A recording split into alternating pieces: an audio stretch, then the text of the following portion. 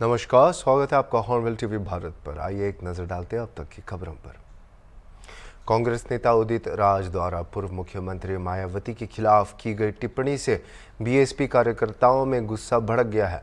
उन्होंने हजरतगंज में अंबेडकर प्रतिमा के बाहर प्रदर्शन किया और राहुल गांधी मुर्दाबाद के नारे लगाए तथा उदित राज के पोस्टर पकड़े। बीएसपी कार्यकर्ताओं ने उनकी गिरफ्तारी की मांग की है।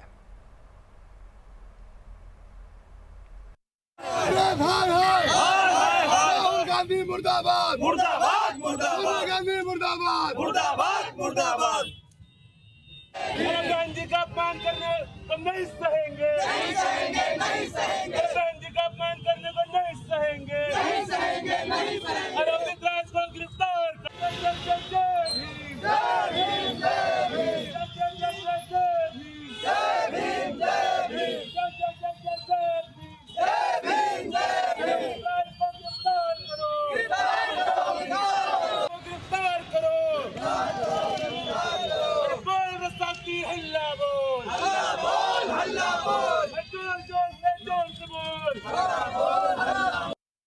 आज यहाँ पर जो प्रदर्शन कर रहे हैं वो इसलिए है कि कांग्रेस के नेता उदित राज ने कल बहन जी का अपमान किया और बहन जी को, आदरणीय बहन जी को धमकी भी दी है। उन्होंने कहा है कि बहन जी का गला घोटने का वक्त आ गया है। बहन जी हमारी सर्वमान्य नेता हैं, बहुजन समाज के सर्वमान्य नेता हैं और एक बहुत बड़े संघर्ष को करते हुए यहाँ तक पहुँची हैं। आज सारा बहुजन समाज उनकी ओर प्रेरणा स्रोत की तरह देखता है।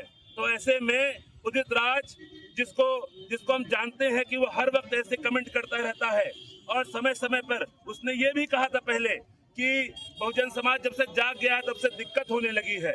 अगर बहुजन समाज के जागने से उसको दिक्कत हो रही है तो मैं बता देना चाहता हूँ कि बहुजन समाज उसको साइड में भेजने के लिए तैयार खड़ा हुआ है। और जो हमको डराने की कोशिश उदित राज ने की है और इसमें अगर मंशा कांग्रेस की है तो कांग्रेस को भी स्पष्ट करना चाहिए कि उनकी क्या मंशा है इसके अंदर में। क्या उदित राज ने कांग्रेस के समर्थन से ये बयान दिया है, राहुल गांधी जी के समर्थन से बयान दिया है या फिर अपना बयान दिया है? इस बात के लिए कांग्रेस को जवाब देना चाहिए। मुर्दाबाद मुर्दाबाद। उत्तर प्रदेश विधानमंडल की कार्यवाही से पहले विपक्षी समाजवादी पार्टी के सदस्यों ने जोरदार हंगामा किया। सपा के सदस्यों द्वारा महाकुंभ के बहाने सरकार को घेरने की कोशिश के मुद्दे पर उत्तर प्रदेश सरकार के मंत्री जेपीएस ने करारा जवाब दिया है। मंत्री जेपीएस राठौर के मुताबिक विपक्ष के पास कोई मुद्दा नहीं रहा है, इसलिए महाकुंभ के बहाने सत्र को बाधित करने की कोशिश की जा रही है। हॉर्नबिल टीवी के जरिए मंत्री ने विपक्ष को लेकर और भी कई बातें कही हैं। आइए नजर डालते हैं इस रिपोर्ट पर।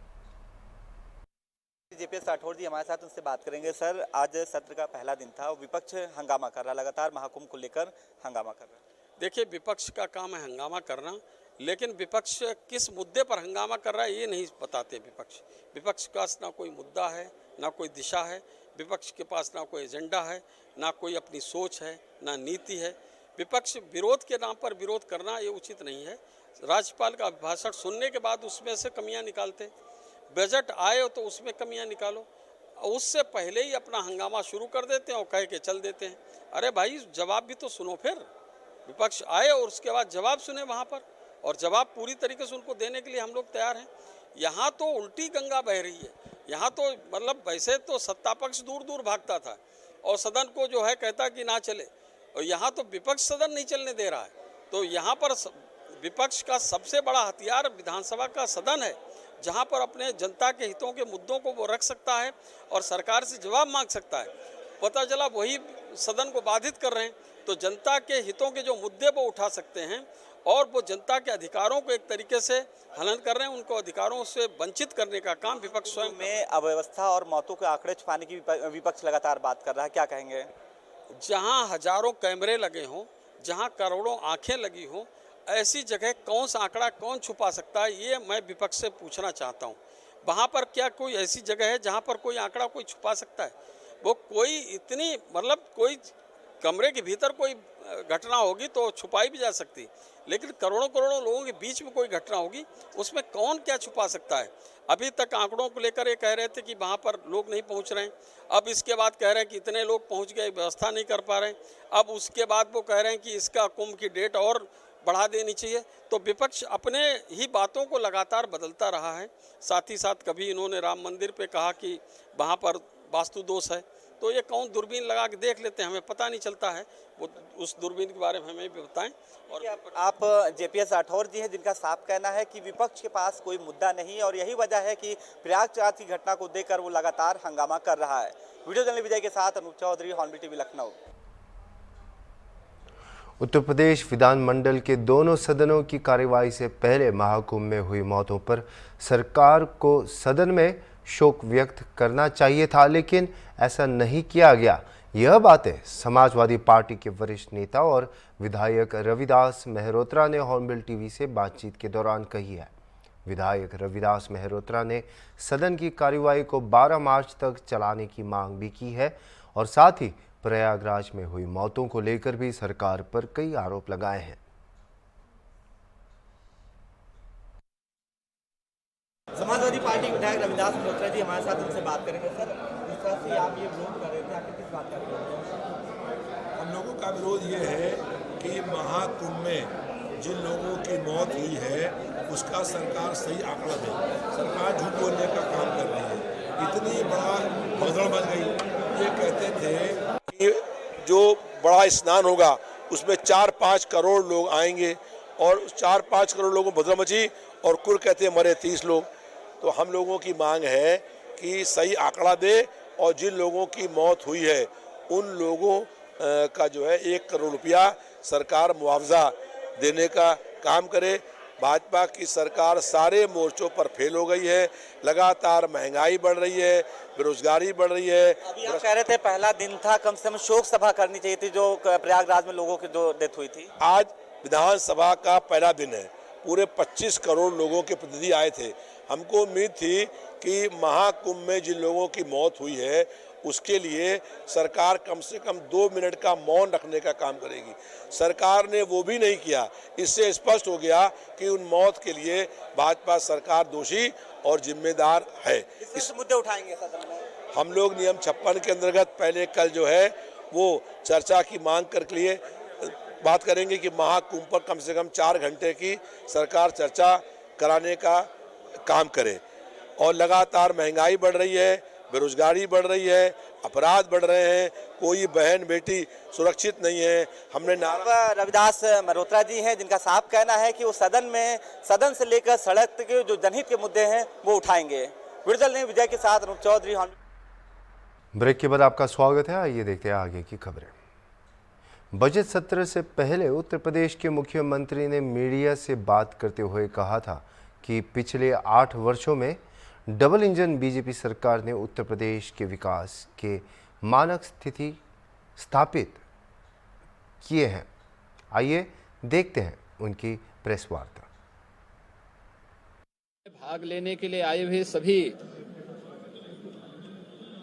माननीय सदस्यों का मैं स्वागत करता हूं।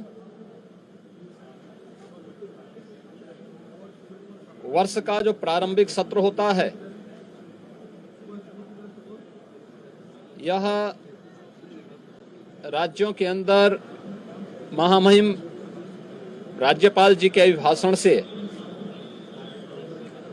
इस सत्र की शुरुआत होती है। इसके अलावा वर्ष भर के लिए राज्य सरकार का बजट भी इसी सत्र के दौरान पारित होता है। अन्य विधायी कार्यों के साथ ही जनहित से जुड़े हुए, राज्य के विकास से जुड़े हुए महत्वपूर्ण मुद्दों पर भी सदन में चर्चा होती है। आज विधानमंडल की कार्रवाई प्रारंभ होने के साथ ही महामहिम राज्यपाल जी का महत्वपूर्ण अभिभाषण संवेद सदन को महामहिम राज्यपाल जी के द्वारा अपने अभिभाषण के माध्यम से संबोधन होगा। इसके उपरांत कल से महामहिम राज्यपाल के भाषण पर सदन में चर्चा भी होगी। 20 फरवरी को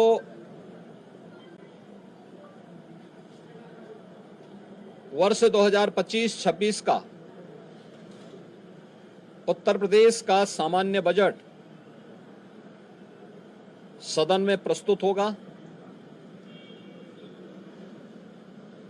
सदन 18 फरवरी से लेकर 5 मार्च तक के लिए प्रस्तावित किया गया है। उत्तर प्रदेश के इतिहास में ऐसे बहुत कम क्षण आए हैं जब इतने लंबे समय के लिए सदन आहूत किया गया हो, लेकिन सदन की कार्रवाई सुचारू रूप से संपन्न हो, यह केवल सत्ता पक्ष का ही दायित्व नहीं होता है, बल्कि विपक्ष का भी उतना ही महत्वपूर्ण दायित्व बनता है। सदन चर्चा परिचर्चा का एक मंच बने। उत्तर प्रदेश के विकास को लेकर के डबल इंजन की भारतीय जनता पार्टी की सरकार ने पिछले लगभग 8 वर्ष के अंदर जो प्रतिमान स्थापित किए हैं वह अभूतपूर्व है। उसकी झलक अभिभाषण के माध्यम से भी और सदन के अंदर चर्चा परिचर्चा के माध्यम से भी देखने को मिलता है। उत्तर प्रदेश के परसेप्शन में आए हुए व्यापक बदलाव देश और दुनिया के द्वारा उत्तर प्रदेश को आकर्षण का केंद्र मानते हुए जो वर्तमान में स्थितियां दिखती हैं, स्वाभाविक रूप से हताश और निराश विपक्ष इन मुद्दों पर चर्चा करने से भागने का प्रयास करता है, सदन की कार्रवाई में बाधा पैदा करने का प्रयास करता है। ओडिशा के भुवनेश्वर में Kalinga institute of industrial technology विश्वविद्यालय की एक नेपाली छात्रा की कथित आत्महत्या के बाद, जिसके बारे में आरोप है कि उसे तीसरे साल के मैकेनिकल इंजीनियर छात्र ने उत्पीड़ित किया था और विश्वविद्यालय में नेपाली अंतर्राष्ट्रीय छात्रों पर रोक लगाए जाने के खिलाफ नेपाली कांग्रेस पार्टी के छात्र संगठन ने काठमांडू में प्रदर्शन किया, न्याय की मांग की। आरोपी को गिरफ्तार कर लिया गया है और नेपाली छात्र के पिता ने मीडिया से कहा कि पोस्टमार्टम रिपोर्ट जल्द जारी होगी और उन्होंने बताया कि विश्वविद्यालय अधिकारियों से कल बातचीत की, लेकिन कोई प्रतिक्रिया अभी तक नहीं मिली है। अब उसके बारे में तो यहाँ का प्रशासन लोग इन्वेस्टिगेशन कर रहे हैं, नहीं तो वो क्या बोलेंगे देखेंगे। अभी पोस्टमार्टम का रिपोर्ट भी आएगा तो उसके बाद नहीं, बस इतना हम लोग को इतना तक इन्फॉर्मेशन है कि नहीं हरासमेंट और इमोशनल ब्लैकमेलिंग ऐसा उसने सुसाइड किया है। बस हम लोग को इतना तक ही मालूम है, बाकी कुछ भी मालूम नहीं। लेकिन आपकी बेटी पहले आपको बताया था? कुछ भी मालूम नहीं था। आप यूनिवर्सिटी के साथ कोई बात हुआ है? हाँ, कल हुआ था।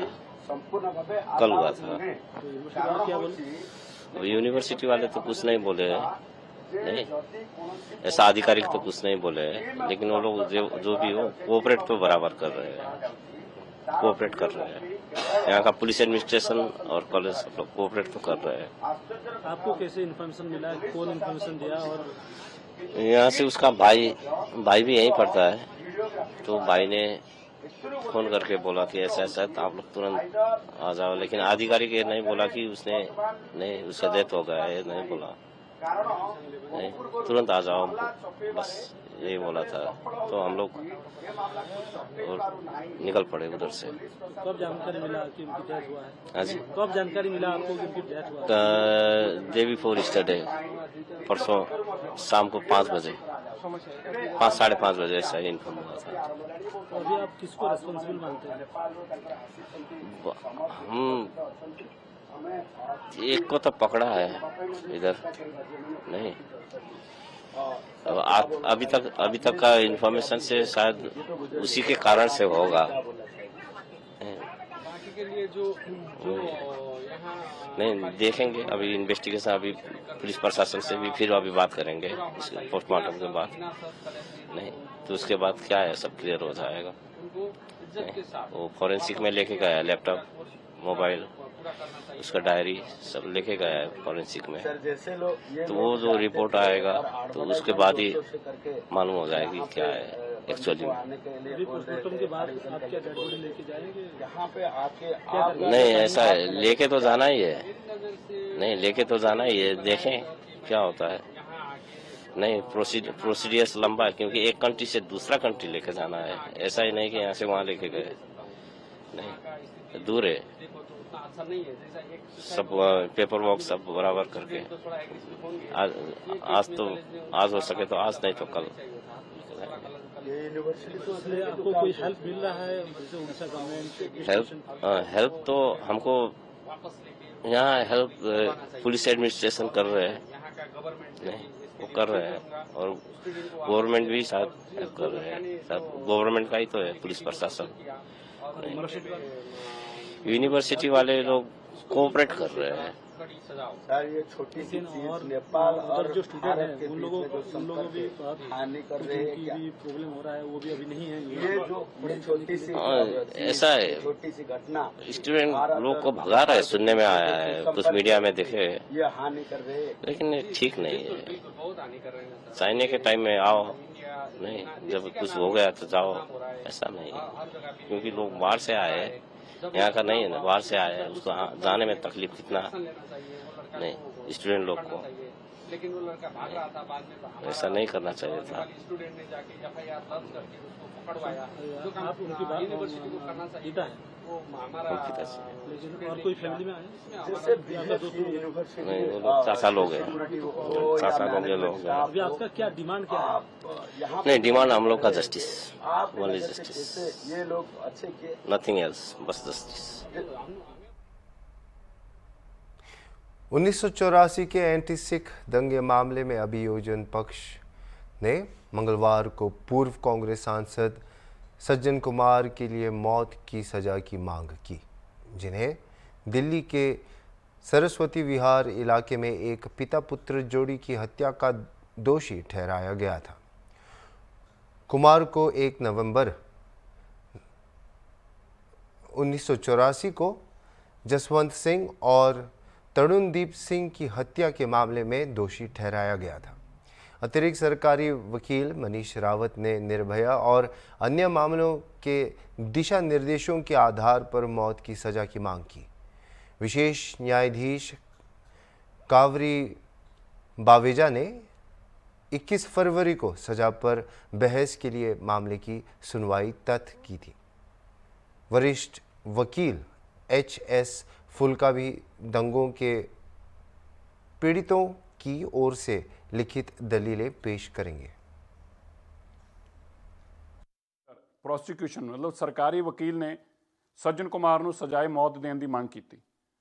ਉਹਨਾਂ ਨੇ ਮੰਨਿਆ ਕਿ ਤਰੁਣਦੀਪ ਨੂੰ ਔਰ ਜਸਵੰਤ ਸਿੰਘ 18 ਸਾਲ ਦਾ ਬੇਟਾ ਔਰ 50 ਸਾਲ ਦੇ ਉਹਦੇ ਪਿਤਾ ਨੂੰ ਜਿਸ ਤਰੀਕੇ ਬੇਰਹਿਮੀ ਦੇ ਨਾਲ ਜਿੰਦਾ ਜਲਾ ਕੇ ਮਾਰਿਆ ਗਿਆ, ਉਹਦੇ ਪਰਿਵਾਰ ਦੇ ਲੋਕ ਤਰਸ ਚੀਕਾਂ ਚੰਗਾੜਾ ਮਾਰਦੇ ਰਹੇ। ਇਹ ਬਹੁਤ ਹੀ ਇੰਨਾ ਦਿਲ ਦਹਿਲਾਉਣ ਵਾਲਾ ਹਾਦਸਾ ਸੀਗਾ। ਕੋਰਟ ਉਹਦੇ ਅੰਦਰ ਪ੍ਰੋਸੀਕਿਊਸ਼ਨ ਇਹ ਵੀ ਕਿਹਾ ਕਿ ਨਿਰਭਇਆ ਕੇਸ ਤੋਂ ਵੀ ਜ਼ਿਆਦਾ ਮਾੜਾ ਸੀਗਾ, ਉਸ ਤੋਂ ਵੀ ਜ਼ਿਆਦਾ ਦਰਦਨਾਕ ਸੀਗਾ, ਔਰ ਇਸ ਪਾਪ ਦੇ ਚੱਲਦੇ ਸੱਜਣ ਕੁਮਾਰ ਨੂੰ ਸਜ਼ਾਏ ਮੌਤ ਮਿਲਣੀ ਚਾਹੀਦੀ ਹੈ। ਮੈਨੂੰ ਉਮੀਦ ਆ ਕਿ ਹੁਣ ਜਦੋਂ 21 ਤਰੀਕ ਨੂੰ ਕੋਰਟ ਇੱਥੇ ਫੈਸਲਾ ਲਊਗੀ, ਇਹਦਾ ਸੰਗਿਆਨ ਲਊਗੀ, ਤੇ ਜ਼ਰੂਰ ਸੱਜਣ ਕੁਮਾਰ ਨੂੰ ਇਸ ਕੇਸ ਦੇ ਅੰਦਰ ਸਜ਼ਾਏ ਮੌਤ ਦਾ ਹੀ ਫੈਸਲਾ ਦਿੱਤਾ ਜਾਏਗਾ। ਅੱਜ ਇਹ ਕਾਂਗਰਸ ਵਾਸਤੇ ਵੀ ਇੱਕ ਸਬਕ ਆ ਕਿ ਜਿੰਨੇ ਮਰਜ਼ੀ ਕਾਨੂੰਨ ਦੇ ਅੰਦਰ ਤੁਸੀਂ ਅੜਿੱਕੇ ਪਾਓ, ਤੁਹਾਡਾ ਰਾਜ ਸੀ, ਤੁਸੀਂ ਸੱਜਣ ਕੁਮਾਰ ਨੂੰ ਬਚਾ ਕੇ ਰੱਖਿਆ, ਪਰ ਕਾਨੂੰਨ ਦੇ ਹੱਥ ਬਹੁਤ ਲੰਬੇ ਨੇ, ਔਰ ਅੱਜ ਤੁਹਾਡੇ ਕਾਂਗਰਸੀ ਲੀਡਰ ਕੋਈ ਉਮਰ ਕੈਦ ਔਰ ਕਿਸੇ ਨੂੰ ਉਮਰ ਸਜ਼ਾਏ ਮੌਤ ਹੋ ਰਹੀ ਆ। ਇਹ ਕਾਂਗਰਸ ਨੂੰ ਅੱਜ ਜ਼ਰੂਰ ਸੋਚਣ ਦੀ ਲੋੜ ਆ। ਜੋ ਤੁਸੀਂ ਪਾਪ ਕੀਤਾ ਸੀ, ਪਾਪ ਤੁਹਾਡੇ ਸਾਹਮਣੇ ਆ ਰਿਹਾ। देखते हैं कि सरकार का मैं धन्यवाद करती हूँ, इतनी उमंग जगाई है। जो हमारे दिल की इच्छा है शायद वो पूरी हो जाए। और जिस समय से लेकर आज तक हमारे बच्चे जूझ रहे हैं, दुखी हैं, दुख की घड़ी हम ही सहन कर रहे हैं। ना जिन्होंने मारा ना कोई वो कर रहे हैं, हम करें, हमारे बच्चे ही साथ दुख हंडा रहे हैं। और जो कांग्रेस सरकार थी तभी यदि हमें इंसाफ मिल जाता है तो आज तक शायद हम ये विचार ना करते, लेकिन हमारी उन्होंने एक भी सुनाई नहीं करी। एफआईआर पर ऊपर हमारे दर्ज नहीं हुए, एफआईआर हुए भी थे कहाँ चले गए। एक घर के सदस्य 4 सदस्य को कत्लेआम कराया गया, सरेआम कराया गया, सड़कों पे कराया गया, आग लगा दी, घरों को आग लगा दी, कोई बच्चा नहीं छोड़ा। तो इतना भी अगर इंसाफ है तो सरकार को सोचना चाहिए भाई इतना जलील इनको ना करें। हमारी ज़िंदगी मिट्टी में मिला दी, हमारे बच्चों ने कोई खुशी नहीं हंडाई, नहीं हमने हंडाई और आज तक हम रो ही रहे। इंसाफ देगा या भगवान दे रहा है या कोर्ट दे रहा है। अभी के लिए इतना ही और खबरों के लिए आप देखते रहिए हॉर्नबिल टीवी।